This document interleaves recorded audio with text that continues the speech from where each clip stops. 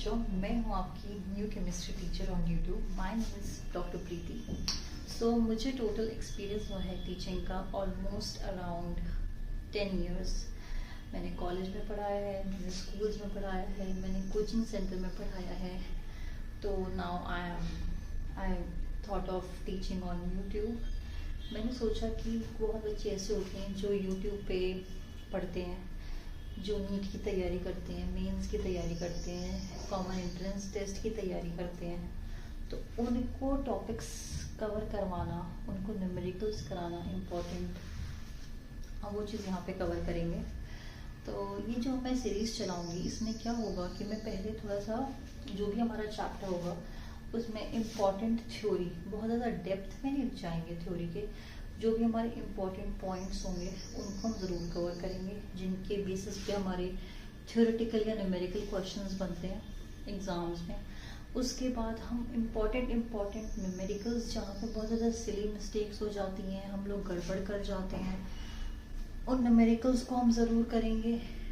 हम बहुत सारे न्यूमेरिकल्स प्रैक्टिस में डाल सकते हैं, बट जो कॉन्सेप्ट जो न्यूमेरिकल्स क्लियर करेंगे वो हम यहाँ पे ज़रूर सॉल्व करेंगे कि एक न्यूमेरिकल से हमारे कई कॉन्सेप्ट क्लियर हों। और अगर आपको कोई डाउट आएगा तो आप प्लीज़ कमेंट बॉक्स में बताना।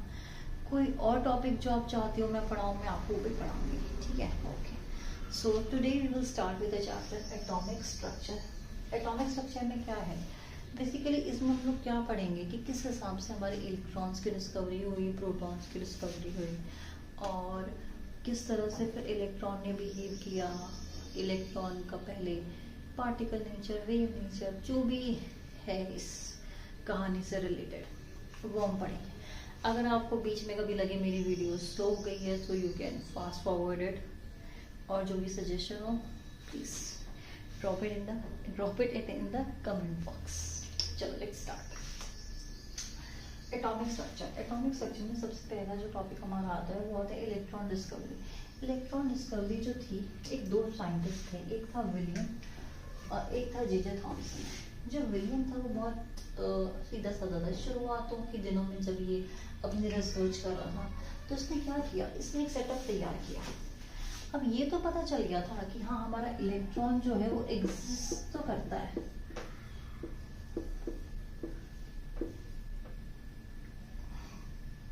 तो उसको कहीं ना कहीं चीज़ें वेरीफाई करना, वो करना, मतलब एग्जिस्टेंस की भी बात नहीं आई थी। बस ये सोचा था कि हाँ कुछ है एटम के अंदर, कोई सब एटॉमिक पार्टिकल्स हैं, कोई हमारे सब एटॉमिक पार्टिकल्स हैं जो एग्जिस्ट करते हैं, पर वो क्या है एटम के अंदर वो अभी तक कोई समझ नहीं पाया था।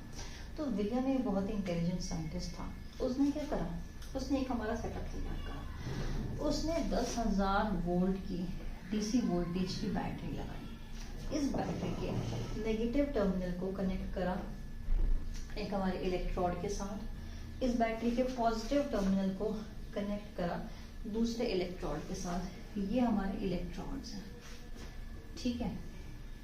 जिसको नेगेटिव से करा वो कैथोड बन गया, जिसको पॉजिटिव से करा वो एनोड बन गया। बीच में इसने क्या करा, एक गैस फिल कर दी। ये हमारी इसने हमारी एक ग्लास ट्यूब ली। This is, I hope you can see, glass tube ली इसने। ये पूरा ग्लास था सेटअप, पूरे से कांच की बॉटल लगा लो अब बड़ी सी, उसमें इसने 2 तारें लगाई, इलेक्ट्रॉन्स लगाए, ठीक है। अब इसने क्या करा, इसमें गैस फिल करी। अब ये जब गैस फिल करी, फिलहाल क्या था, शुरुआत में इसने क्या किया, इसने टेम्परेचर जो रखा वो 1 atm रखा। गैस का टेम्परेचर इस ग्लास ट्यूब के अंदर 1 atm। बैटरी इसने ऑन कर दी, तो इसने क्या देखा, कुछ हो ही नहीं रहा है, नो करंट। तो ये हैरान हो गई, ऐसा लगा कि कुछ नहीं होता। फिर उसको लगा कि चलो प्रेशर कम करके देखते हैं एक बार, क्या पता बहुत ज्यादा गैस भरी गई हो ट्यूब में। तो उसने क्या किया, उसने जो गैस का प्रेशर था वो 10 की पावर -2 atm कर दिया, ठीक है। अब 10 की पावर -2 atm किया तो क्या हुआ, यहाँ जो एक गैस थी ये ग्लो करने लगी। जैसे हम लोग जब ट्यूबलाइट को ऑन करते हैं तो ट्यूबलाइट क्या करती है, मुझे ग्लो कर जाती है, क्योंकि उसके अंदर की जो गैस है वो क्या हो जाती है, आयनाइज हो जाती है। ऐसे ही कहीं ना कहीं क्या हुआ है कि ये जो हमारी गैस थी ये ग्लो करने लगी। इसका मतलब जरूर यहाँ से कुछ निकला है, यहाँ से क्या निकले होंगे, कोई भी हमारे पार्टिकल्स निकले हैं जिसने इस गैस के साथ क्या किया है, रिएक्ट किया है और इसको ग्लो करवा दिया। ठीक है, तो इसको लगा कि हाँ कुछ ना कुछ तो गड़बड़ है। फिर इसको दिमाग में आया कि एक चीज और करते हैं, पता चल जाएगा ये क्या चीज है। इसने क्या किया, ये जो इसने एनोड वाली इलेक्ट्रोड प्लेट ली थी ना, इसको इसने बीच बीच में से वो कर दिया, परफोरेट कर दिया। परफोरेट का मतलब है छोटे छोटे इसमें छेद कर दिए। थोड़ा आपको छेद अच्छे से नजर आएंगे इसमें, मतलब छेद नहीं कहेंगे, gaps is the right word, gaps कर दिए इसने, माइन्यूट गैप्स। ठीक है, तो ये जो गैप्स कर दिए इसने, इस इलेक्ट्रोड में क्या किया, छोटे छोटे गैप्स क्रिएट कर दिए, इसको कहते हैं परफोरेशन। और यहाँ पे इसने क्या किया, ये जो हमारा ग्लास ट्यूब था इसके यहाँ पे पूरा इसने ऐसे जिंक सल्फाइड की कोटिंग कर दी, बहुत बढ़िया। कांच के ऊपर जिंक सल्फाइड की कोटिंग कर दी और जो हमारी एनोड था उसको परफोरेट कर दिया, यानी कि उसमें छोटे छोटे ऐसे हम उसने स्पेस क्रिएट कर दिए जिससे कि ऐसे एक गैप से बन गए। ठीक है, प्लेट में मान लो तुम्हारे पास प्लेट हो कोई और तुम उसमें ड्रिलिंग मशीन से बहुत सारे होल्स बना दो उस टाइप में। ठीक है, तो उसने यहाँ पे इसको परफोरेट कर दिया। अब क्या हुआ, अब इसने सोचा कि मैं प्रेशर थोड़ा और कम करके देखता हूँ। इसने प्रेशर कर दिया 10 की पावर -4 atm। 10 की पावर -4 atm जब प्रेशर हुआ तो यहाँ से क्या हुआ, यहाँ पे एक ग्लो नजर आने लगा। यहाँ पे एक ग्लो नजर आने लगा ग्रीन कलर का, ऐसे जैसे पटाखे नहीं फटते हैं, तो पटाखे फटते हैं तो चिंगारियां सी उठती हैं, तो यहाँ पे क्या हुआ, ऐसे चिंगारियां सी उठने लग गई। तो यहाँ चिंगारियां उठने लगी तो इसका मतलब कुछ ना कुछ तो है। तो ये कहाँ से आया, तो इसका मतलब कुछ ना कुछ जो है वो यहाँ से ट्रेवल कर रहा है, इधर से ऐसे गैस में से उस प्लेट से दूसरी प्लेट तक जा रहा है। उसके बाद वो जाके यहाँ इस जिंक प्लेट पे टकरा रहा है, क्योंकि ये कैथोड से निकल रहा है ये जो कुछ भी है, तो इसको नाम दे दिया गया कैथोड रेज। ठीक है, ये एक्सपेरिमेंट किसने किए हैं, अभी तक ये सारे एक्सपेरिमेंट विलियम ने किए हैं। विलियम का दिमाग बहुत तेज चल रहा था, उसने ये सेटअप तैयारी के एक्सपेरिमेंट्स करे, तो उसको लग गया कि हाँ कुछ ना कुछ तो है ऐसा जो कैथोड में से निकलता है, जो गैस को आयनाइज भी कर देता है और फिर गैस जो है वो कंडक्टिंग भी हो जाती है। गैस उसको अपने में से गुजरने भी देती है कि हाँ तू जा, उसको रास्ता दे देती है। और वो जब एनोड की प्लेट्स में से भी वो निकल जाता है, जो छोटे छोटे होल्स करके उसमें से भी वो निकल जाता है और वो जाके वहां टकराता है प्लेट पे, और जब प्लेट टकराता है तो वहां स्पार्किंग होती है। इसका मतलब उसने क्या डिस्कवर किया, कैथोड रेज। ठीक है, समझ आया, बहुत बढ़िया। यानी कि विलियम की, अब इसमें क्वेश्चन आ सकता है कि कौन सी रेज निकली थी, कैथोड रेज निकली थी। 10 की 1 atm पे कितना क्या ऑब्जर्वेशन थी, नो करंट। यहाँ पे हमारी जो गैस थी वो ग्लो कर रही थी, तो ये क्वेश्चन आ जाता है कि -2 atm पे क्या हुआ था, गैस ग्लो कर रही थी, क्वेश्चन आ जाता है नीट में। और 10 की पावर -4 atm, इस पे क्या हो रहा था, इसमें हमारा एनोड जो है वो क्या कर दिया गया था, परफोरेट कर दिया गया था, और हमारे जिंक सल्फाइड की जो कोटिंग थी उसके ऊपर हमें ग्लो नजर आ रहा था। ठीक है, करंट का फ्लो यहाँ भी था प्रेजेंट और ऑब्वियसली करंट का फ्लो यहाँ पे था। तो एक क्वेश्चन आ जाता है कि कैथोड रेज इनिशियल किसने डिस्कवर की थी, विलियम ने डिस्कवर की थी। ठीक है, समझ आ गया, बहुत ही बेसिक। और ज़्यादा इसमें हमें अजीब सा नहीं सोचना, बहुत जनरल वो था। अब इसमें देखते हैं, अब ये तो हो गया इनिशियल, अब इसके बाद जीजे थॉमसन ने इसमें क्या किया, अब हम वो देखेंगे कि जीजे थॉमसन को क्यों क्रेडिट दिया गया इलेक्ट्रॉन डिस्कवरी का और विलियम को नहीं दिया गया, ऐसा क्या जीजे थॉमसन ने किया इसमें।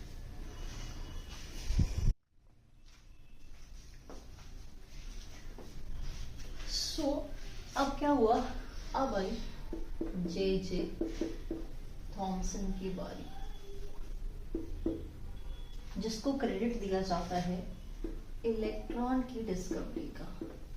इसने क्या किया, बहुत चालाक था, इसको पता था कि हाँ आधी चीज़ें डिस्कवर हो चुकी हैं, बस आधी और करनी बाकी हैं। तो उसने क्या किया, उसने वही सेम सेटअप उठाया, जे थॉमसन ने यही सेम सेटअप उठाया, यहाँ से यहाँ तक ये सारा,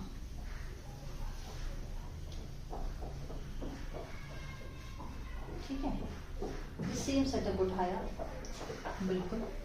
इसने क्या किया, इसने अलग अलग कंडीशन देनी शुरू कर दी कि इसने सोचा कि चलो एक काम करते हैं, मैग्नेटिक फील्ड लगा के देखते हैं, इलेक्ट्रिक फील्ड लगा के देखते हैं, क्या यहाँ पे कुछ ऑब्जेक्ट रख देते हैं, कोई मूव करने वाले ऑब्जेक्ट रख देते हैं।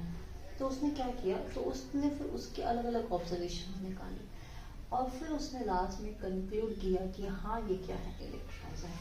अब वो जो उसने कंडीशन दी, वो क्या कंडीशन दी, सबसे पहले इसने क्या किया, एक यहाँ पे एक छोटी सी ऑब्जेक्ट रख दी, ये जो फैन की शेप की ऑब्जेक्ट है, और इसके जस्ट साथ इसने एक ZNS स्क्रीन बना दी, ठीक है। और यहाँ पे एक इसने प्लेट लगाई जिसके ऊपर क्या था, ZNS की कोटिंग रखी थी। तो जब यहाँ से ट्रेवल कर रहे थे पार्टिकल्स जो भी थे वो, तो उसने क्या किया, यहाँ पे एक ऐसे ही काइंड ऑफ शेडो बना दी। मान लो पीछे से लाइट आ रही हो और मेरी शेडो कहाँ बन जाए, सामने कोई स्क्रीन हो उसमें मेरी शेडो बन जाए।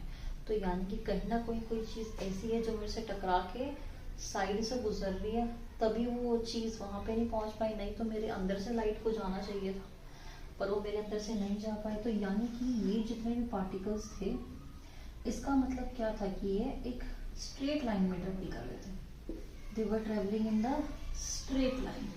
ऐसा नहीं था कि यहाँ पार्टिकल्स आए, अगर स्ट्रेट लाइन में ट्रेवल्स नहीं कर रहे थे तो क्या होता है, यहाँ पे शेडो ना बनती, क्यों, क्योंकि फिर वो घूम के ऐसे जाते, पर नहीं, जितने जितने थे वो स्ट्रेट ट्रैवल कर रहे थे, और जो ज़्यादा ऊपर थे वो पास कर रहे थे, और जो इस ऑब्जेक्ट से पहले थे बीच में आ रहे थे उन्होंने क्या बना दी थी, शेडो बना दी थी। इसका मतलब एक चीज़ कंक्लूड हो चुकी थी कि जो हमारे जो पार्टिकल्स के थोड़े से में निकल रहे हैं वो स्ट्रेट लाइन में है, ठीक है, पहला पॉइंट हो गया।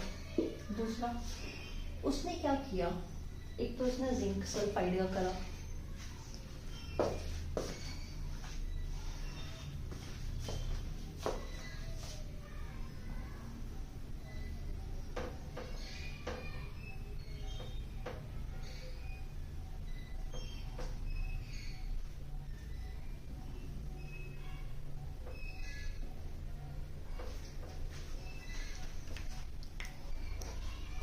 दूसरा उसने क्या किया, दूसरा उसने यहाँ पे क्या रखा, एक फैन रख दिया,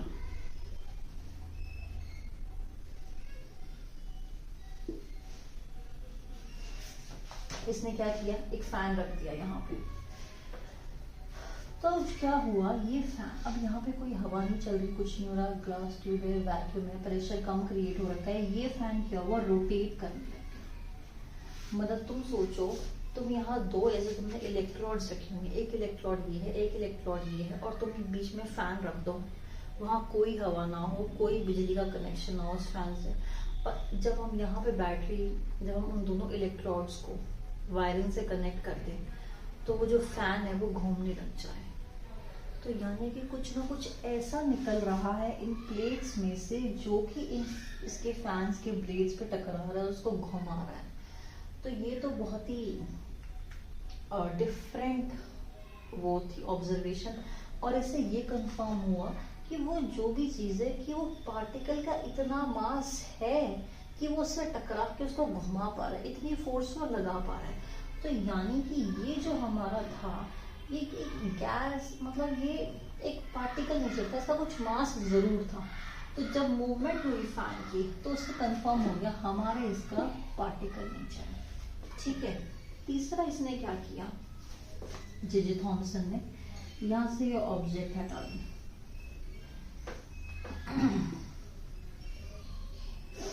यहाँ इसने एक इलेक्ट्रोड और लगा दिया,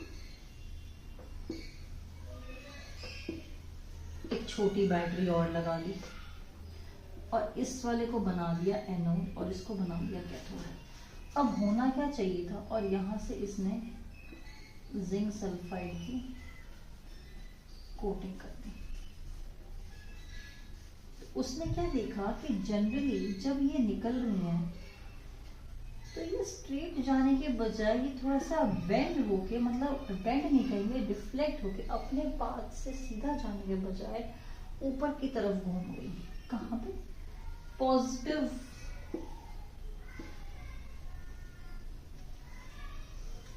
इलेक्ट्रॉन्स की तरफ। अगर हम इसको थोड़ा सा साफ बना के देखते हैं, ये पॉजिटिव था तो ये क्या हुआ, ये यहाँ से आई आई आई आई आई और फिर ये एस से हमारी ऊपर की तरफ घूम गई। तो यानी कि वो जो रेस थी वो सीधी आ रही थी, पर जैसे उनको ऊपर की तरफ हल्का सा पॉजिटिव चार्ज दिखा वो ऊपर की तरफ हमारी चली गई। तो यानी कि इलेक्ट्रिक फील्ड में ये क्या है, अट्रैक्ट हो रही है। तो अगर ये इलेक्ट्रिक फील्ड में पॉजिटिव की तरफ अट्रैक्ट हो रही है तो फॉर श्योर ये इनका चार्ज क्या है, नेगेटिव है। अगर इलेक्ट्रिक फील्ड में पॉजिटिव की तरफ वो अट्रैक्ट हो गई तो उसका फॉर श्योर चार्ज क्या है, नेगेटिव है। यानी कि जो हमारी कैथोड रेज हैं, यानी कि जो हमारी कैथोड रेज हैं वो क्या है, नेगेटिवली चार्ज। ठीक है, 3 पॉइंट हो गए। चौथा, उसने क्या किया, उसमें मैग्नेटिक फील्ड लगाने का सोचा कि चलो मैंने ये तो देख लिया कि इलेक्ट्रिक फील्ड से क्या हो रहा है, अब मैं मैग्नेटिक फील्ड देखता हूँ।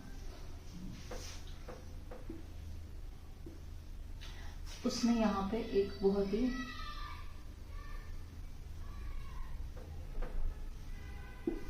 स्ट्रॉन्ग और शेप मैग्नेट लगा दिया जिससे 2 पोल्स क्रिएट हो गए। अब हमें पता है कि जब हम मैग्नेटिक फील्ड लगाते हैं उससे फोर्स क्रिएट होती है, और जब हमारा इलेक्ट्रॉन आ रहा होता है तो उस पर कोई फोर्स, वो मैग्नेटिक फोर्स लग जाती है, वो क्या हो जाता है, अपनी उस पोजीशन से डिफ्लेक्ट हो जाता है, उसकी जो डायरेक्शन होती है वो चेंज हो जाती है। फ्लेमिंग्स लेफ्ट हैंड रूल हमने पढ़ा था। ठीक है, ऐसे ही क्या हुआ, यहाँ से जो इलेक्ट्रॉन्स आ रही थी या कैथोड रेज आ रही थी वो हमारी फिर से क्या हो गई, इस जिंक सल्फाइड के ऊपर हमें पॉजिटिव की तरफ वो डिफ्लेक्ट होती हुई नजर आई। यानी कि ये जो हमारी कैथोड रेज हैं ये हमारी मैग्नेटिक फील्ड को भी अंडरस्टैंड करती हैं। ठीक है, ओके। अब इसने क्या किया, इसने एक बीच में एक मेटल रख दिया यहाँ पे। मैग्नेटिक फील्ड में भी हो रहा है कुछ ना कुछ, इलेक्ट्रिक फील्ड में भी हो रहा है कुछ ना कुछ। नेक्स्ट उसको लगा कि चल मैग्नेटिक फील्ड वो करके देखते हैं, कोई मेटल रख के देखते हैं। ये कैथोड रेज निकली यहाँ से, यहाँ जाके टकराई। ये जो मेटल था ना ये बहुत ज्यादा हॉट हो गया, ये बहुत ज्यादा गर्म हो गया। तो इसका मतलब कि कहीं ना कहीं ये जो हमारी कैथोड रेज है अगर ये एक मेटल पे बहुत ज्यादा देर तक पड़ती हैं तो उसको क्या कर देती हैं, गर्म कर देती हैं। तो इसको हमने 10th क्लास में पढ़ा था, ये हीटिंग इफेक्ट ऑफ करंट। तो यहाँ पे यानी कि ये भी क्या है, हीटिंग इफेक्ट ऑफ इलेक्ट्रॉन्स। तो ये हमारा हीटिंग इफेक्ट भी देती है। ठीक है, बहुत बढ़िया। ये जो थॉमसन ने देख लो कितना दिमाग लगाया, क्या क्या सोच रहे, ये करते हैं, ये करते हैं, ये करते हैं, ये करते हैं। लास्ट में 2 और है। जिंक सल्फाइड की कोटिंग तो उसने करी थी यहाँ पे, तो उसको यहाँ क्या दिख रहा था, यहाँ पे ऐसे चटक चटक चटक चटक लाइट्स चमकती हुई नजर आ रही थी, यहाँ पे स्पार्कल्स नजर आ रहे थे। तो वो समझ गया था कि क्या हो रहा है, फ्लोरोसेंस या फॉस्फोरेंस हो रहा है। जब हमारे इलेक्ट्रॉन्स या हमारी कैथोड रेज जब किसी मेटल के उससे टकरा रही है, मेटल के कह सकते हैं मेटल सल्फाइड से टकरा रही है, तो क्या कर रही है, वहाँ पे एक स्पार्कलिंग या एक फ्लोरोसेंस, एक सेकंड के लिए शाइन करना, फिर ऐसे बुझ जाना, जैसे जुगनू होता है, जुगनू टाइप में यहाँ पे शाइनिंग हो रही थी। तो इसका मतलब क्या था कि हमारा जो इलेक्ट्रॉन्स है वो कहीं ना कहीं क्या देते हैं, फ्लोरोसेंस या फॉस्फोरेंस इफेक्ट देते हैं। ऐसे जुगनू की तरह चमकना, उसको फ्लोरोसेंस फॉस्फोरेंस कहते हैं। ठीक है, ये भी आप समझ में आ गया, बहुत बढ़िया।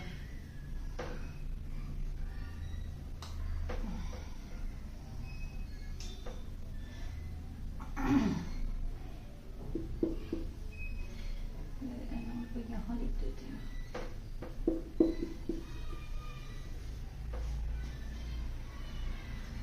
अब उसने क्या देखा कि अगर ये किसी पर्टिकुलर मेटल पे डाल रहे थे, कोई हमारा मेटल था यहाँ पे, और जब यहाँ से रेज निकल गई थी तो इसने फर्दर एक मेटल ने क्या रेज निकालनी शुरू कर दी, एक्स रेज निकालनी शुरू कर दी। यानी कि जब हमारी ये कैथोड रेज के बीच में हमने कोई अपना मेटल रखा, उस मेटल में से भी फर्दर क्या निकलने लगी, एक्स रेज निकलने लगी। तो यानी कि इलेक्ट्रॉन्स जो थे या कैथोड रेज जो थी वो दूसरे मेटल में से भी और रेज निकालने की कैपेबिलिटी रखती थी। वाओ, वेरी नाइस, बहुत अच्छे। जे थॉमसन ने बहुत दिमाग लगाया। नेक्स्ट लास्ट, उसने क्या किया, एक बहुत ही पतली सी शीट रख के देखी, या पतली सी शीट ना कहें तो उसने क्या किया, ये एनोड ही जो था इसके इलेक्ट्रोड को बहुत ही थिन बना दिया। तो बहुत ही थिन बना दिया तो भी उसने क्या देखा कि यहाँ से जो हमारी कैथोड रेज निकल रही हैं कि यहाँ जाके जिंक सल्फाइड पे टकरा रही है। यहाँ पे ऐसे हमारा क्या हो रहा है, स्पार्कलिंग इफेक्ट हो रहा है। यानी कि जो इलेक्ट्रोड था, जब वो बहुत ही पतली फिल्म बन गई उसकी, तो भी क्या हुआ कि जिंक सल्फाइड के ऊपर जाके ऐसे फ्लोरोसेंस स्पार्कलिंग ग्लो नजर आया। इसका मतलब ये जो हमारे इलेक्ट्रॉन्स थे, अगर हमारी फिल्म पतली है तो उसमें से पास ऑन कर सकते थे, मतलब लेकिन अगर हमने कोई मोटी ऑब्जेक्ट रख दी तो उसमें से वो क्या बना देते थे, शेडो बना देते थे। ठीक है, तो ये हमारे थे मेजर जे थॉमसन की एक्सपेरिमेंट्स।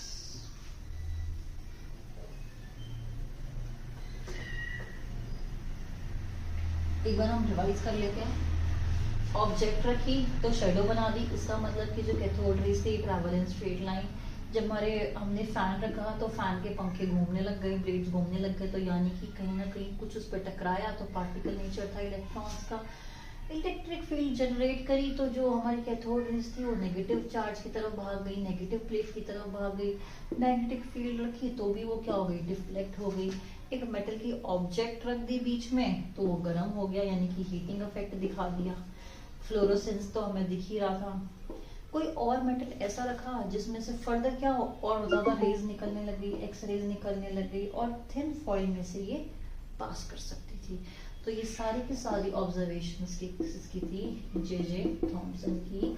इसने फिर फर्दर कंक्लूड किया कि जो हमारी कैथोड रेज होती हैं वो नेगेटिवली चार्ज होती हैं और उनका कुछ ना कुछ मास जरूर होता है। ठीक है, अब इसमें जो हमारा चार्ज और मास का रेशो निकालना है, हम उसमें बहुत ज्यादा डेप्थ में नहीं जाएंगे क्योंकि हमें न्यूमेरिकल्स भी कवर करने हैं। So we will just let you know the mass and charge of electron.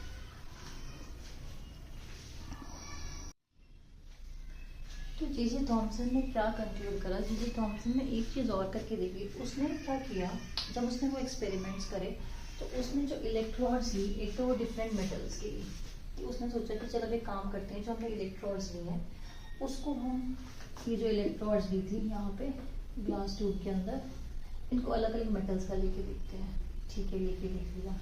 और उसने क्या किया, इसके अंदर जो गैस फिल कर रहा था वो, ये इसने गैसेस भी क्या करनी शुरू कर दी, चेंज करनी शुरू कर दी। तो उसने बहुत ही यूनिक फाइंडिंग देखी कि जब भी उसने अपने चार्ज टू मास का रेशो निकाला अलग अलग मेटल इलेक्ट्रोड्स के साथ या अलग अलग गैसेस के साथ, तो वो हमेशा क्या आया, सेम आया।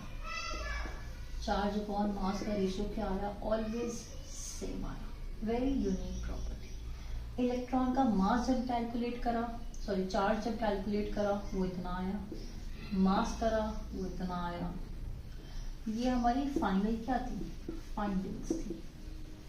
और इनका रेशो हमेशा क्या था, चार्ज अपॉन मास, यानी कि E/m was always constant. It was a very unique finding. जब हम प्रोटॉन्स पढ़ेंगे तो वो चीज़ यहाँ पे ये चीज़ उसमें नहीं हुई थी। तो एक इलेक्ट्रॉन ने ऐसी प्रॉपर्टी शो करे कि चार्ज बाय मास रेशो क्या था, सेम था। ये हमारा चार्ज था, ये मास था, यहाँ पे 31 आएगा 31 kg। तो इसका मास जो था, मास ऑफ इलेक्ट्रॉन जो था वो किसके बराबर था, हाइड्रोजन के मास का एक एटम, हाइड्रोजन का एक एटम का जो मास होता है उसको अगर हम डिवाइड कर दें 1837 से, तो हमारा आ जाता है मास ऑफ इलेक्ट्रॉन। ठीक है, ये जो मैं ये आप क्या कहते हैं अपनी अंडरस्टैंडिंग के लिए सारे नोट्स बनाना शुरू कर दें, ताकि आपको बार बार बुक्स में एक बार बुक से रीड करके एनसीईआरटी से रीड करके फिर अपने यहाँ से लेके नोट्स बना लेना। ठीक है,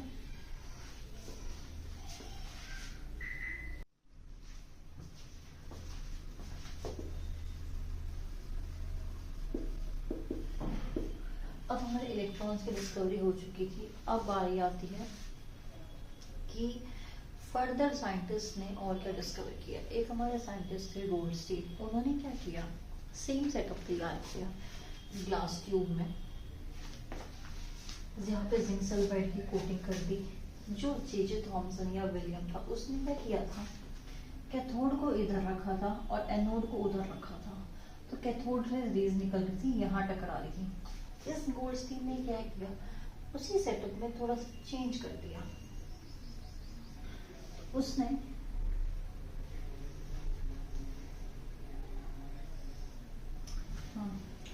उसने क्या किया, उसने एनोड को तो यहाँ बना दिया, ये उसने क्या बना दी, एनोड बना दी। एनोड कैसे बना दी, पॉजिटिव बैटरी के पॉजिटिव टर्मिनल से कनेक्ट कर दिया।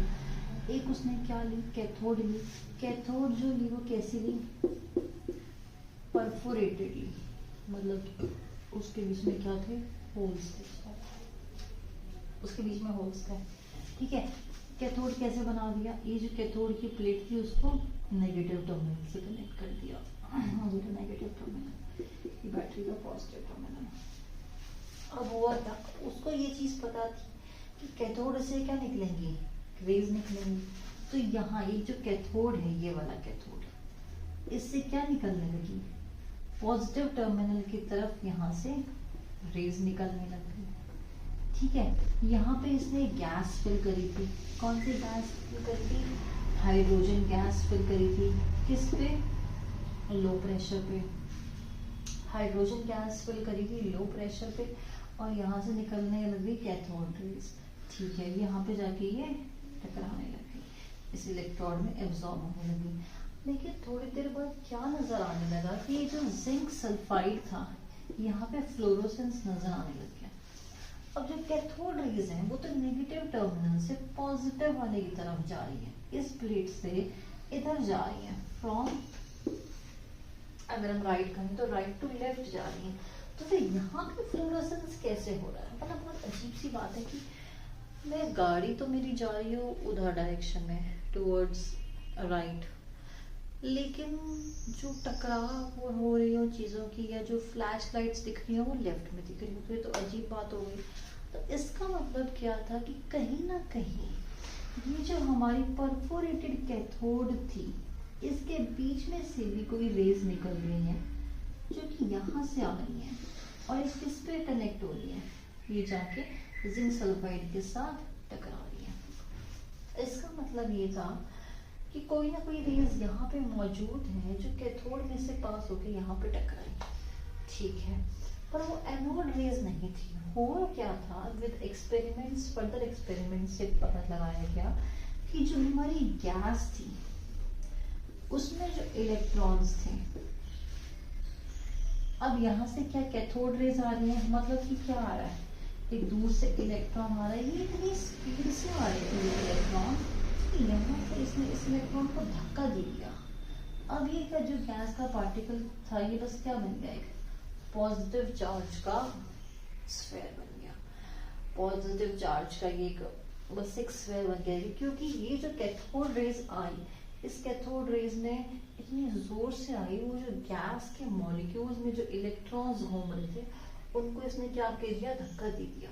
तो जब उस गैस के मॉलिक्यूल से सारे धक्के से इलेक्ट्रॉन्स निकल गए तो वो गैस का मॉलिक्यूल क्या बन गया, एक पॉजिटिव चार्ज बन गया। ये जो पॉजिटिव चार्ज था, ये पॉजिटिव चार्ज फिर यहाँ जाके इस तरह से टकरा रहा था। ठीक है, तो कहीं ना कहीं ये कंक्लूड हो गया कि एनोड में से कोई रेज नहीं निकलती है, रेज सिर्फ कैथोड में से निकलती है, कैथोड प्लेट में से। और वो जो रेज है वो एक गैसियस एटम में से इलेक्ट्रॉन्स को भगा देते हैं, बॉम्बार्ड कर देते हैं, और फिर वो जो हमारा बन जाता है वो पॉजिटिव स्फीयर बन जाता है। वो फिर एक हमारी बहुत सारे जब कलेक्टिव पॉजिटिव स्फेयर की रेज हो जाएंगी, उसको हमने नाम दे दिया एनोड रेज। ठीक है।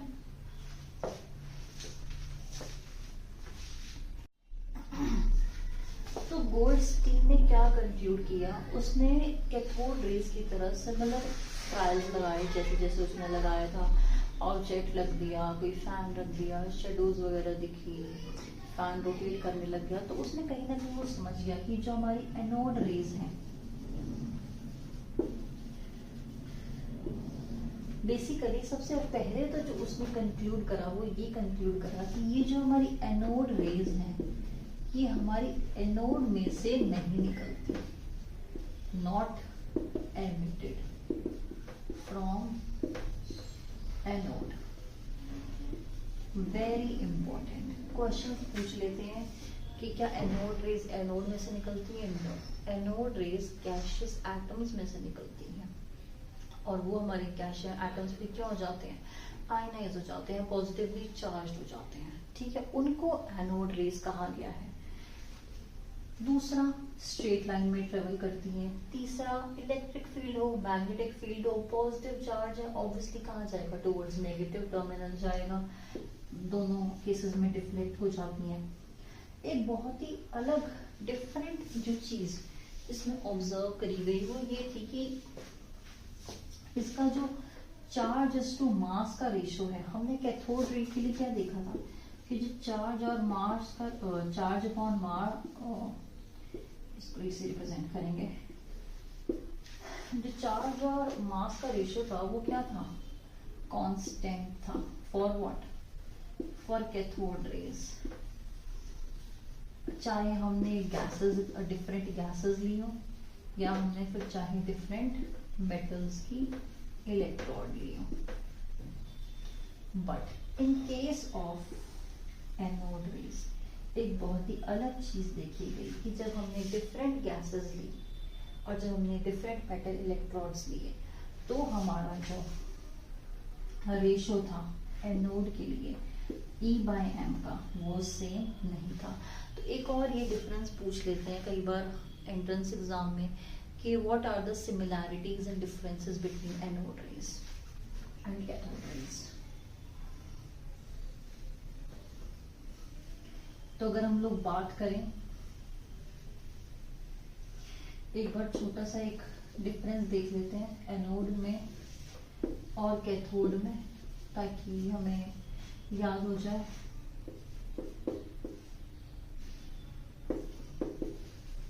स्ट्रेट लाइन में ट्रेवल करती हैं, यस यस। पार्टिकल नेचर है, यस यस। एनोड से निकलती हैं, नो। कैथोड से निकलती हैं, यस। इलेक्ट्रिक फील्ड और मैग्नेटिक फील्ड में डिफ्लेक्ट होती हैं, यस यस। E/m का जो रेशियो है वो कांस्टेंट है, यस। इसमें E/m का रेशियो कांस्टेंट नहीं है, E/m, ठीक है। और एनीथिंग एल्स?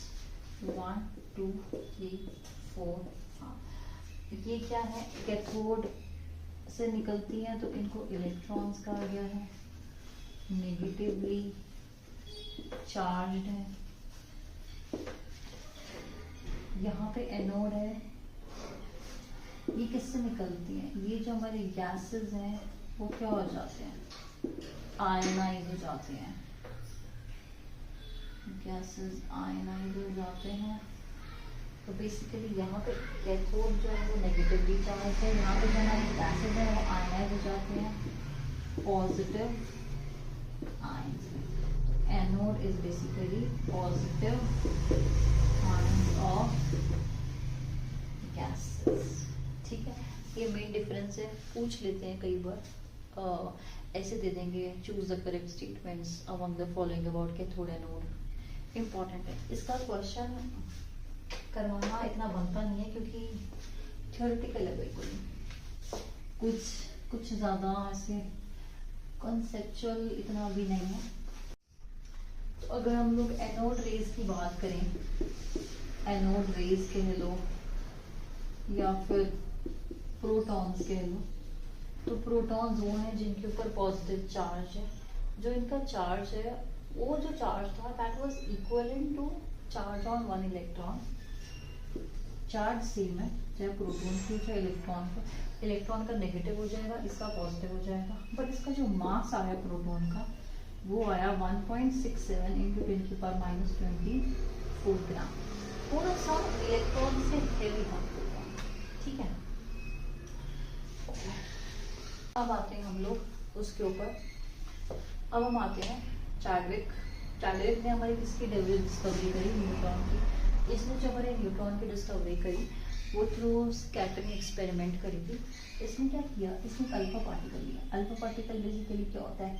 हीलियम गैस में, हीलियम का वो आइसोटोप लिया जिसपे क्या कहते हैं पॉजिटिव जो टू चार्ज था, उसको अल्फा पार्टिकल्स कहा गया। अल्फा पार्टिकल्स क्या है? हीलियम के जब दोनों इलेक्ट्रॉन्स निकाल दो तो He+2 बच जाता है, that is our alpha particle, ठीक है। अब इसका मास का था 4 न्यूटन। इसने क्या किया? इसने अल्फा पार्टिकल्स ना, बहुत सारे अल्फा पार्टिकल जैसे गोलियों की तरह डिजम डिजम डिजम डिजम किसके ऊपर तान दिए? बेरिलियम के ऊपर तान दिए। यहाँ बेरिलियम खड़ा है, यहाँ अल्फा पार्टिकल्स ने अपने धार धार धार धार धार धार धार धार धार धार धार मारता था, बेरिलियम को धार धार मार दिया। क्या हो गया? ऑब्वियसली बेरिलियम टूटेगा। तो बेरिलियम कैसे टूटा? बेरिलियम बन गया कार्बन। बेरिलियम जो था वो कार्बन बन गया और उसके साथ एक और पार्टिकल हमें नजर आया जिसका कोई चार्ज नहीं था। It had no charge.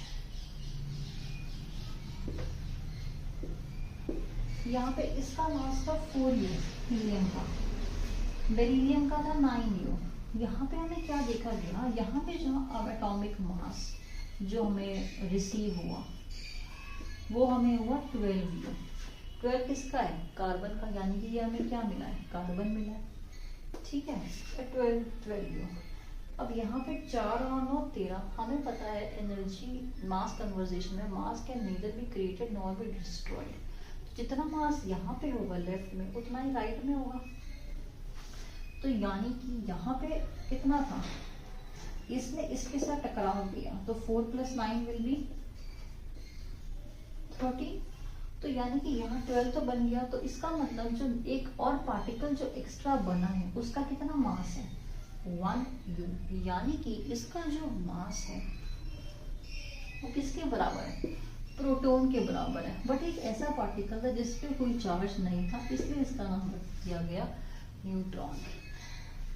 अब ये बहुत ही यूनिक इसको इसलिए कह सकते हैं क्योंकि देखो तुमने क्या देखा कि तुम एक एलिमेंट में कुछ मास ऐड करके तुम दूसरा उससे हेवियर एलिमेंट निकाल सकते हो। यानी कि जरूरी नहीं है कि दुनिया में जितना कोई एलिमेंट एग्जिस्ट करता है वो उसी को हम रिकवर कर सकते हैं। नो, अगर कोई चीज कम है बट वो बहुत ज्यादा इम्पोर्टेंट है हमारे लिए तो हम उसमें अल्फा पार्टिकल्स डाल के या उसमें से अल्फा पार्टिकल्स बॉम्बार्डमेंट करके हम उसको एक दूसरा एलिमेंट कन्वर्ट कर सकते हैं। ये जो प्रोसेस होता है ये बहुत ज़्यादा कॉस्टली होता है, इसमें बहुत ज़्यादा कंडीशंस वेरी करनी पड़ती हैं, तो इसलिए बहुत कॉस्टली मेथड है। तो इतना ज़्यादा होता नहीं है, साइंटिस्ट करते नहीं है ये, but it is a very unique method. इससे हम लोग फर्दर आगे जाके थ्रू लेड हम लोग गोल्ड और सिल्वर बना सकते हैं। Initially it will be an isotope radioactive and then क्योंकि गोल्ड इतना ज़्यादा रेट बढ़ता जा रहा है उसका, तो मे बी नेक्स्ट 20, 25 और 30 years, maybe I'm not sure, maybe this kind of gold will marketize, जहाँ पे हम एक लेड से हम लोग गोल्ड बना पाएंगे through this nuclear fusion or fission process. I have not read that properly, but we can. Cool. अब हम करेंगे तीनों तीनों चीजों की डिस्कवरी हो चुकी थी, इलेक्ट्रॉन, प्रोटॉन एंड न्यूट्रॉन। कहानी मतलब शुरू हो चुकी थी कि हाँ ये चीजें तो हैं एटम में, पर कोई भी ना ये नहीं बता पा रहा था कि एग्जिस्ट कैसे करते हैं। मतलब जैसे मान लो मैं, मेरा कोई साथी और उसके साथी के साथ कोई और एक फ्रेंड हो गया हमारा। अब ये तो तीन पता था कि हाँ तीन साथी हैं आपस में, या नहीं भी है या है भी। अब ये और ये भी पता था कि हाँ ये शायद यहाँ रहते हैं, इस कमरे में रहते हैं, पर क्या इस कमरे में, इस घर में ये अलग अलग कमरों में रहते हैं, एक ही कमरे में रहते हैं, क्या चक्कर है, ये चीज़ें नहीं पता चल पा रही थी। तो जे थॉमसन था ना, उसने अपना थोड़ा ऐसे दिमाग सा दौड़ाया कि क्या हो सकता है, क्या हो सकता है। उसने क्या सोचा, बड़े ना बेकार, मतलब उसको ना, क्योंकि वो इतने एक्सपेरिमेंट, एक तो उसने एक्सपेरिमेंट रिपीट करे सारे विलियम वाले, तो कहीं ना कहीं वो उसने अपनी कंक्लूजन निकाल दी, वो हवाबाजी में आ गया। तो उसने हवाबाजी में ना बड़ा ही बेकार सा मॉडल दे दिया। मतलब वैसे इस मॉडल को बहुत ज़्यादा पढ़ा जाता है, जे थॉमसन मॉडल, आपने 9th क्लास में भी पढ़ा होगा, बट वो इतना ना सोच नहीं पाया हायर लेवल तक। मे भी इसलिए नहीं सोच पाया क्योंकि फर्दर जो एक्सपेरिमेंट्स करे रदरफोर्ड ने, उन एक्सपेरिमेंट से इसका मॉडल एक खरा नहीं उतरा। बोल दिया भाई तेरा मॉडल तो बेकार है। इसने क्या कहा, इसने कहा जो हमारा एटम है ना, पूरा एटम वो एक पॉजिटिव स्फीयर है, उसमें थोड़ा थोड़ा हल्का हल्का हर जगह पॉजिटिव चार्ज। जैसे हमारे घर में क्या होता है, हल्का हल्का हर जगह क्या होता है, पॉजिटिव चार्ज होता है, ठीक है। और इलेक्ट्रॉन्स कैसे हैं, जो भी हमारे मकड़ी के जाले हो गए, थोड़ा डस्ट हो गया, गंद हो गया, वो सारे क्या है, इलेक्ट्रॉन्स है कहीं कहीं उस घर में। तो इसने भी ऐसे ही कहा, इसने क्या कहा कि हमारा जो एटम है वो क्या है, पॉजिटिव स्फीयर है, जिसमें हमारे इलेक्ट्रॉन जो है वो एम्बेडेड है। अब उतने ही इलेक्ट्रॉन एम्बेडेड है जितना उस पर ऊपर पॉजिटिव चार्ज है। यानी कि जो हमारा एटम है वो इलेक्ट्रिकली क्या है, न्यूट्रल है, इलेक्ट्रिकली न्यूट्रल है और पॉजिटिव वो है। अब इसका मॉडल जो था, ये तो इसने दे दिए दो पोस्टुलेट, इलेक्ट्रिकली न्यूट्रल है, या हम लिख सकते हैं कि उसने बता दिया जो एटम है वो क्या है, पॉजिटिव स्फीयर है, पॉजिटिव स्फीयर है, इलेक्ट्रॉन्स एम्बेडेड है, और एटम जो है वो हमारा थर्ड इलेक्ट्रिकली न्यूट्रल है। इसने क्या दे दिया, अपने मॉडल के लिए पोस्टुलेट से दिया, पर इसका जो मॉडल था वो आगे रदरफोर्ड के एक्सपेरिमेंट्स में खरा नहीं कर पाया, इसलिए इसके मॉडल को नेगलेक्ट कर दिया। Now let us read. Next हमारा आया, क्योंकि जे थॉमसन का जो मॉडल था हमने पढ़ा कि वो खरा उतर नहीं पाया, तो फिर क्या इस वाले एक्सपेरिमेंट पे, ये किसका एक्सपेरिमेंट था, ये रदरफोर्ड का एक्सपेरिमेंट था। रदरफोर्ड ने क्या किया, देखो बहुत अच्छा एक्सपेरिमेंट है, इस पे काफी क्वेश्चंस आते हैं। रदरफोर्ड पे बोहर मॉडल जो आगे पढ़ेंगे, जे थॉमसन पे भी काफी क्वेश्चंस आते हैं, तो ये इंपॉर्टेंट है, इसके थ्योरेटिकल क्वेश्चंस और थोड़े से कंसेप्चुअल क्वेश्चंस बनते हैं। इसने क्या किया, इसको ध्यान से देखेंगे। इसने क्या किया, एक रेडियम का ब्लॉक, सॉरी लेड का ब्लॉक लिया, ये लेड का क्या ले लिया, जैसे ईंट जैसा ले लिया यू शेप में, इसमें यहाँ पे रेडियम रख दिया। वो रेडियम जो है वो एक रेडियो एक्टिव है, इसमें से क्या निकलते हैं, अल्फा पार्टिकल्स निकलते हैं। अल्फा पार्टिकल्स निकलने में किसने ऐसे सी शेप का एक हमारी स्क्रीन बनाई, जिसके ऊपर जिंक सल्फाइड की कोटिंग रखी हुई, ठीक है। इस सी शेप में इसने क्या किया, एक पतली सी वो लगा दी, बिल्कुल थिन गोल्ड फॉइल, आपने 9th क्लास में भी पढ़ा होगा, it was very thin gold foil, ठीक है, पतली सी थिन गोल्ड फॉइल। जब यहाँ से अल्फा पार्टिकल्स निकले तो कुछ अल्फा पार्टिकल्स तो स्ट्रेट गए, मतलब जो most of the alpha particles थे वो क्या चले गए, उस थिन फिल्म में से बिल्कुल स्ट्रेट पास होके यहाँ इस पोर्शन में टकराए, ठीक है। कुछ अल्फा पार्टिकल्स थे जो ऊपर की तरफ जाके टकरा रहे थे, मतलब सीधे आए पर स्क्रीन पे देखा ऊपर गए हैं, कुछ कहाँ गए, नीचे गए हैं। तो कुछ हमारे ऊपर जाने लगे और कुछ हमारे नीचे जाने लगे। हालांकि जो ऊपर और नीचे जाने लगे तो ये क्या था, इनका ये डिफ्लेक्शन हो रहा था बाय स्मॉल एंगल्स, ठीक है, लेकिन बहुत ही कम, यानी कि 1 in 2000 जो पार्टिकल्स थे वो जो थे वो डिफ्लेक्ट बैक हो गए थे। मतलब कि अगर उनको सीधा जाना था तो वो कम से कम 90 डिग्री, ये 90 डिग्री हो गया थिन फॉइल से उसका रेज का, इस 90 डिग्री से ज्यादा वो क्या हो गए, डिफ्लेक्ट हो गए और यहाँ आके टकराए। ये क्या थे, ये 20,000 थे। तो इसका मतलब इसने क्या ऑब्जर्व किया, ये इसकी ऑब्जर्वेशन थी। तो हमें ऑब्जर्वेशन याद रखनी है कि most alpha particles move straight, काफी हद तक अल्फा पार्टिकल्स स्ट्रेट गए, कुछ जो थे वो स्मॉल एंगल से डिफ्लेक्ट हो गए, कुछ हमारे स्मॉल एंगल से ये डिफ्लेक्ट हो रहे हैं, कुछ हमारे 1 in 20,000 डिफ्लेक्टेड बाय, कुछ हमारे 90 डिग्री से ज्यादा क्या हो गए, डिफ्लेक्ट हो गए। तो इसके बेसिस पे, इस ऑब्जर्वेशन के बेसिस पे इसने क्या कंक्लूड कर दिया, ये इसकी कंक्लूजन थी। इसने कहा कि फॉर श्योर जो भी हमारा एटम है उसमें जो मोस्टली जो जगह है वो क्या है, खाली पड़ी हुई है। एटम है गोल्ड का, ये एक एटम है, ये एक एटम, ये सारे क्या है, गोल्ड के एटम्स हैं जो आपस में जुड़ के क्या बना रहे हैं, पूरी फॉइल बना रहे हैं। तो जो एटम था, ये पूरा एक एटम है, इस पूरे एटम में से जब पास कर रही थी हमारी अल्फा रेज, तो वो तो कर रही थी स्ट्रेट पास, ठीक है, ये स्ट्रेट पास कर रही। लेकिन जो न्यूक्लियस के बिल्कुल ऐसे बीच में या बिल्कुल क्लोज आई, वो तो कर गई deflect by very large angle, और जो सिर्फ थोड़ा सा दूर से निकल रही थी जैसे ये, तो ये क्या कर गई, डिफ्लेक्ट बाय स्मॉल एंगल। ठीक है, अगर हम एक एटम की बात करें तो एक जो अल्फा रे आई जो इस न्यूक्लियस से दूर थी, इस पॉजिटिव एंटिटी, अब तक न्यूक्लियस डिफाइन नहीं हुआ था, ये जो इस पॉजिटिव एंटिटी से दूर थी वो तो निकल गई थी स्ट्रेट। जो इसको बिल्कुल इसके टक्कर में जा रही थी वो हो रही थी रीबाउंड, और जो इसके थोड़ा पास से निकल रही थी वो क्या हो रही थी, डिफ्लेक्ट बाय स्मॉल एंगल्स।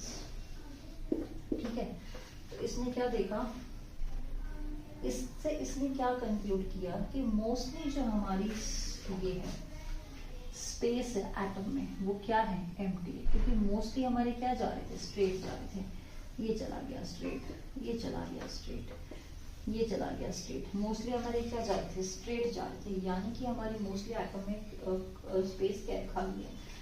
कुछ जो डिफ्लेक्शन हो रही है, पक्की बात है, वो पॉजिटिव एंटिटी के कारण हो रही है। उसका रीजन ये है कि अल्फा पार्टिकल पे पॉजिटिव चार्ज है, अल्फा पार्टिकल पॉजिटिव, और श्योर अगर कोई पॉजिटिव चार्ज उसके साथ टकराएगा तो उसके अप्रोच में आएगा तो अल्फा पार्टिकल उससे क्या हो जाएगा, दूर भागेगा, because of what, repulsion, positive positive repel.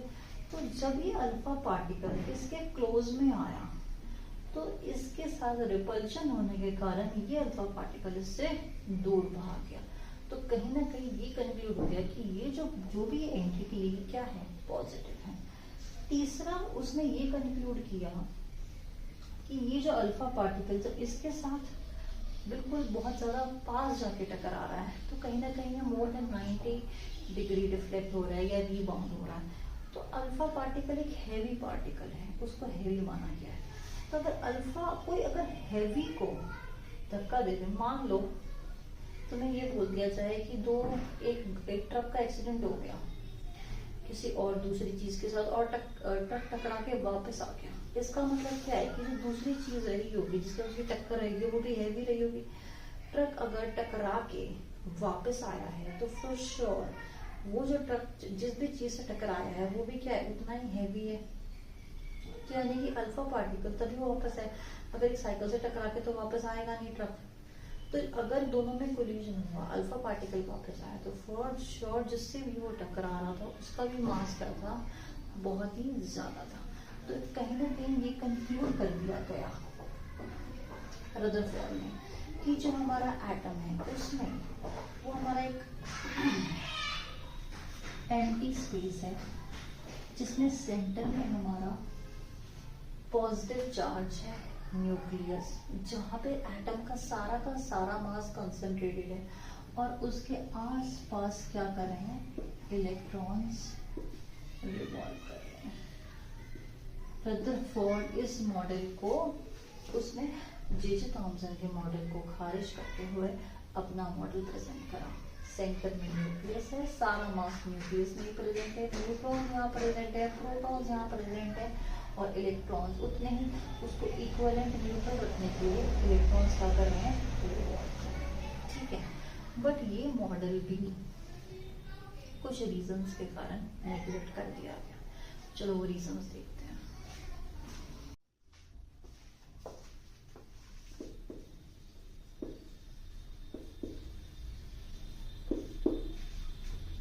ये क्या है, रदरफोर्ड के वो हैं पोस्टुलेट्स और ड्रॉबैक्स। तो अब जैसे रदरफोर्ड ने अपनी ऑब्जर्वेशंस पुट अप करी, तो रदरफोर्ड ने कुछ कंक्लूजन्स निकाले, तो उसके ऊपर उसने क्या दे दिया, अपने पोस्टुलेट्स दे दिए। तो पोस्टुलेट्स क्या थे, उसने क्या कहा कि हमारा जो न्यूक्लियस है, जो पॉजिटिव एंटिटी है, उसको उसने न्यूक्लियस का नाम दिया, और उसने कहा वो सेंट्रल में बैठा हुआ है, उसका साइज बहुत छोटा है, और सारा का सारा एटम का जो मास है वो यहीं पे है, इसी उसमें।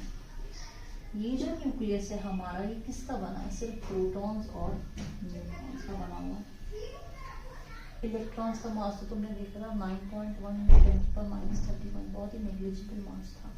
तो जो सारा का सारा मास है एटम का, it is because of nucleus, जो कि किसका बना है, प्रोटॉन्स और न्यूट्रॉन्स का। प्रोटॉन्स पे क्या होता है, पॉजिटिव चार्ज, न्यूट्रॉन पे no charge but it has mass. तो सारा मास कहाँ आ गया, यहाँ आ गया। छोटा सा है, बहुत ज्यादा बड़ा नहीं है, ठीक है। सारा मास यहाँ पे है। उसके बाद जो इलेक्ट्रॉन का मास है वो नेग्लिजिबल है, तो इसका मास कोई रोल प्ले नहीं कर रहा। और जो इलेक्ट्रॉन्स है हमारे, वो उसके ऑर्बिट में क्या कर रहे हैं, रिवॉल्व कर रहे हैं। इसने इसको जैसे हमारा सोलर सिस्टम है उस टाइप में एक्सप्लेन किया, ठीक है। तो इसने जैसे रिवॉल्व करते क्यों, मतलब अब तुम कहोगे कि मैम ये पॉजिटिव चार्ज है और ये नेगेटिव इलेक्ट्रॉन है, तो ये पॉजिटिव इस इलेक्ट्रॉन को खींच के ये कोलैप्स कर जाएगा एटम। बट ऐसा नहीं हुआ, क्योंकि इलेक्ट्रॉन के ऊपर पॉजिटिव चार्ज की तरफ लग रही है इलेक्ट्रोस्टैटिक फोर्स, इलेक्ट्रॉन को वो खींच रहा है, इसीलिए वो उसके आसपास रिवॉल्व कर रहा है। पर कोई एक ऐसी फोर्स भी लग रही है जो उस इलेक्ट्रॉन को यहाँ तक आने नहीं दे रही, और वो है सेंट्रीफ्यूगल फोर्स। जब भी कोई चीज किसी सर्कल में मूव करती है, देन वो उसका एक टेंडेंसी है कि वो बाहर की तरफ जाती है। जब हम लोग पत्थर से धागे को बांध के घुमाते हैं, तो अगर हम उसको छोड़ दें एक मोमेंट पे, तो वो जो इलेक्ट्रॉन है वो बाहर की तरफ भाग जाएगा, और सॉरी जो पत्थर है वो बाहर की तरफ भाग जाएगा। तो इसका मतलब क्या हुआ कि उस पे कौन सी फोर्स लग रही है जब वो सर्कुलर मोशन में मूव कर रहा है, सेंट्रीफ्यूगल फोर्स जो है वो हमारे जो भी हमारा ऑब्जेक्ट होती है उस पर बाहर की तरफ लगती है। सेंट्रीफ्यूगल फोर्स लग रही है बाहर की तरफ, इलेक्ट्रोस्टैटिक फोर्स लग रही है अंदर की तरफ। तो कहीं ना कहीं ये जो फोर्सेज है दोनों क्या है, एक दूसरे के साथ बैलेंस हो रखी है, इसीलिए जो हमारा इलेक्ट्रॉन है वो सिर्फ रिवॉल्व करता रहता है, ठीक है। तो यहाँ सिस्टम ने क्या दे दिए, पोस्टुलेट्स दे दिए, ठीक है, अच्छे पोस्टुलेट्स दिए। तो कुछ लोग कहने लगे कि अगर जो हमारा इलेक्ट्रॉन है अगर वो रिवॉल्व कर रहा है तो वो एक्सेलरेट भी कर रहा है, रेवोल्यूशन में एक्सेलरेशन होगी, तो उस हिसाब से तो फिर वो अपनी एनर्जी सारी यूज कर जाएगा, और फिर वो जो हमारा एटम है वो कोलैप्स कर जाएगा। बिल्कुल ठीक बात है। तो यानी कि कहीं ना कहीं ये जो हमारी थ्योरी थी, ये जो इलेक्ट्रॉन है वो सिर्फ रिवॉल्व कर रहा है, वो गलत थी। कि रिवॉल्यूशन के साथ हो सकता है कुछ और भी चीज हो रही होगी। दूसरा एक हमारा एमिशन स्पेक्ट्रा होता है, जब हम लोग अलग अलग फ्रीक्वेंसीज की लाइट लेते हैं और उसको हम लोग किसी ऑब्जेक्ट में से पास करते हैं या मेटल में से पास करते हैं, तो एक हमारा एक स्क्रीन पे हमें अलग अलग कलर की जैसे वो नजर आते हैं, अलग अलग कलर्स नजर आएंगे, ब्लैक एंड व्हाइट नजर आएगा। तो वो जो एमिशन हुआ, एमिशन स्पेक्ट्रा, यानी कि वो जो एमिशन हुआ, जैसे मान लो हमारा आयरन है, आयरन को हमने गर्म किया, आयरन जो है वो पहले रेड कलर का होगा, फिर लास्ट में हॉट होके फिर वो ऐसे येलो टोन में आ जाएगा, फिर वो व्हाइट टोन में हो जाएगा। तो मतलब ऐसे इतने अलग कलर्स क्यों उसने शो करें, तो वो चीजें रदरफोर्ड अपने मॉडल से एक्सप्लेन नहीं कर पाया, क्योंकि उसने कहा कि इलेक्ट्रॉन यहीं रहते हैं, इलेक्ट्रॉन यहीं घूमते हैं। इसने इलेक्ट्रॉन को सिर्फ उस ऑर्बिट के चारों तरफ घूमने का कह दिया, उस चीज को फर्दर नहीं बता पाया कि इलेक्ट्रॉन अगर घूम रहा है तो वो जो हमारे ग्लो कर रही है चीजें वो क्यों कर रही हैं, क्या रीजन हो सकता है। तो इसलिए इसको नेग्लेक्ट कर दिया गया। और उसके बाद हमारी आई इलेक्ट्रोमैग्नेटिक, इजी कॉन्सेप्ट है, इसको जरूर करके जाना है, चाहे और कुछ करो ना करो। देखो अब क्योंकि डेफिनेशन हमारे रदरफोर्ड डिफाइन कर चुका था कि हमारे न्यूट्रॉन है, ये प्रोटॉन है, ये इलेक्ट्रॉन है, इस तरह से। तो फर्दर क्या हुआ, फर्दर जो है एक एलिमेंट को किस तरह से लिखा जाएगा, कहाँ पे उसका मास नंबर प्रेजेंट होगा। क्योंकि उसने क्या कहा था रदरफोर्ड ने कि जो हमारा मास है, मैं यहाँ बता दूं, रदरफोर्ड ने कहा था जो हमारा मास है एक एलिमेंट का क्या है, वो number of protons plus number of neutrons. ठीक है, अब ये सेम भी हो सकते हैं, ये अलग भी हो सकते हैं। और जो हमारा एटॉमिक नंबर है वो क्या है, नंबर ऑफ प्रोटॉन्स। हुआ क्या था, अब तुमने देखा कि रदरफोर्ड ने ये चीज बता दी है कि भाई जो सारा मास है वो किसके कारण है, प्रोटॉन और न्यूट्रॉन के कारण है। तो जो भी हमारे एलिमेंट का मास होगा वो किसके कारण होगा, number of protons plus number of neutrons. एक एलिमेंट में कितने टोटल प्रोटॉन्स हैं और कितने टोटल न्यूट्रॉन्स हैं, उनको मिला के जो मास बनता है वो हमारा है उस एलिमेंट का मास, और उसको हम कहते हैं मास नंबर। ठीक है, जैसे कार्बन है, कार्बन तुम्हें पता है कार्बन का एटॉमिक नंबर क्या है 6, लेकिन कार्बन का मास कितना है 12। तो 12 जो है वो किसके कारण बना है, प्रोटॉन्स और न्यूट्रॉन्स के सम के कारण। ठीक है, अगर हम लोग किसी एलिमेंट को रिप्रेजेंट करना चाहें तो हम कैसे रिप्रेजेंट करेंगे, ये हमारा एलिमेंट है, इसके ऊपर लेफ्ट साइड में टॉप पे सबसे पहले तो यही आएंगे, मान लो तुम इस लेटर से शुरू हो, ये 4 तुम्हें जगह दे रखी है 1 2 3 4। तो सबसे पहले तुम इधर वाला भरोगे टॉप मोस्ट, फिर इधर आओगे, फिर इधर आओगे, फिर इधर आओगे। तो अगर तुमने ये टॉप मोस्ट किसको दे दिया, मास को दे दिया, उसके बाद एटॉमिक को साथ में तो नहीं रख सकते, तो एटॉमिक को कहाँ भरोगे, यहाँ। तो ये चीज ध्यान रखनी है। कई बार क्या होता है रिप्रेजेंटेशन पे भी क्वेश्चन आ जाता है कि किस तरह से हम एलिमेंट को रिप्रेजेंट करते हैं, तो उसमें भी कंफ्यूज हो जाते हैं बच्चे। ध्यान रखना है सबसे पहले टॉप पे मास और उसी के जस्ट नीचे एटॉमिक नंबर। मास नंबर को रिप्रेजेंट करते हैं ए सिंबल से, वेरी इंपॉर्टेंट, और एटॉमिक नंबर को करते हैं जेड से। इस चीज का ध्यान रखना है, इस चीज का ध्यान इसलिए रखना है, कई बार एग्जाम में क्या करते हैं उल्टा करके दे देते हैं, जेड यहाँ ए यहाँ बोल देते हैं, विच रिप्रेजेंटेशन इज करेक्ट, तो वहाँ गड़बड़ हो जाती है। तो ये बहुत ही छोटा पर इम्पोर्टेंट टॉपिक है और बहुत ईजी। ठीक है, तो ये हमने सीख ली रिप्रेजेंटेशन। अब जैसे यहाँ पे एग्जाम्पल देखते हैं, कार्बन है हमारे पास, कार्बन का एटॉमिक नंबर क्या है हमें पता है 6, तो 6 हमने नीचे रख लिया, इसका मास क्या है 12, तो हमने 12 ऊपर रख लिया। ठीक है,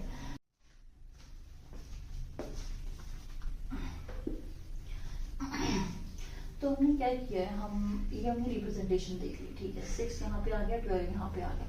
अब उसके बेसिस पे जो भी हमारे हमने एलिमेंट्स डिस्कवर किए, उसके बेसिस पे हमने जो हमारे एलिमेंट्स हैं उनको 3 चीजों में डिवाइड कर दिया, आइसोटोप्स, आइसोबार्स एंड आइसोटोन्स। ठीक है, वेरी इंपॉर्टेंट।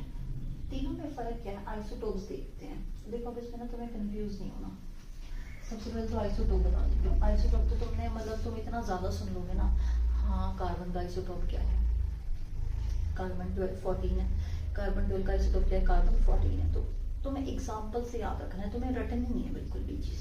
तो कार्बन 12 का आइसोटोप क्या है, कार्बन 14 है। अब अगर तुम इन दोनों में सिमिलैरिटी देखो तो इसमें क्या है कि जो एटॉमिक नंबर है दोनों का वो क्या है, सेम है। ऑब्वियसली कार्बन है तो कार्बन का एटॉमिक नंबर क्या होगा, सेम ही होगा। आइसोटोप क्यों है, क्योंकि उसका मास नंबर क्या है, डिफरेंट।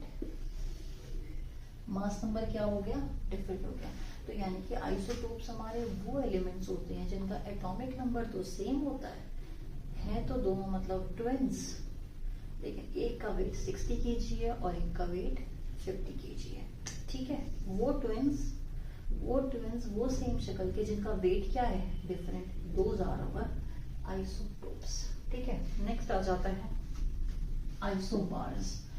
आइसोबार्स क्या है, आइसोबार्स वो सहेलियां हैं जो है तो दूसरी मम्मी की, एक जो अपने आप को कहती है वी आर यू नो क्या कहती हैं लड़कियां एक दूसरे को कि we are sisters from the different mother's.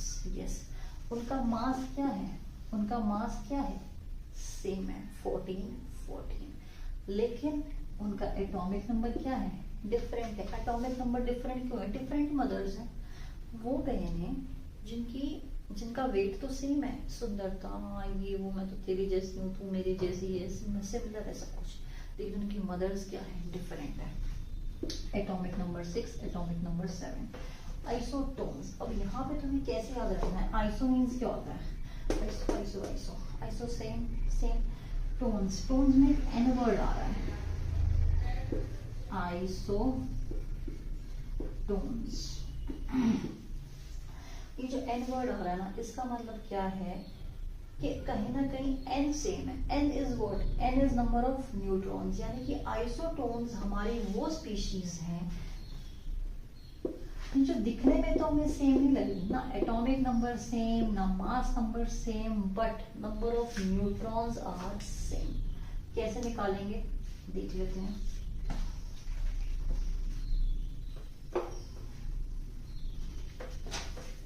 Carbon है, ठीक है, हमको पता है एटॉमिक नंबर क्या होता है, एटॉमिक नंबर जो है हमारा it is equal to number of protons number of neutrons.